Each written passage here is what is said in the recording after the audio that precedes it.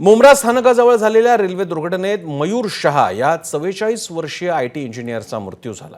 तो ठाण्यातल्या घोडबंदरमध्ये आपल्या आईसोबत राहत होता। मयूर हा डोंबिवलीमध्ये नवं घरही घेणार होता। त्या संदर्भात तो डोंबिवलीला गेला असावा अशी माहिती त्याच्या नातेवाईकांनी दिली आहे। दरम्यान मयूरला 2 बहिणी असून त्यांची लग्न झालेली आहेत। तो IT इंजिनियर आहे आणि तो 44 वर्ष 43-44 वय असेल त्याचं आता। तो राहतो ठाण्यामध्ये इथेच आणि तो त्याचा घाटकोपरला विद्याविहारच्या तिथे त्याचं ऑफिस होतं। कदाचित त्याचं एक फ्लॅटचं डीलसाठी चाललं होतं बोलणं, तर ते जो ओनर जो आहे तिकडचा तो डोंबिवलीला राहत होता। तर कदाचित शक्यता आहे की तो तिकडे भेटायला गेला असेल, कारण की ही दुर्घटना तिकडच्या बाजूला घडली आहे। परिवारमध्ये किती आई बरोबर त्याचं लग्न नाही झालेलं, आई बरोबरच तो राहायचा इकडे ठाण्यातच। 2 बहिणी आहेत, एका बहिणीचं मिस्टर मी, दुसऱ्या बहिणी ती आता इथे आहे।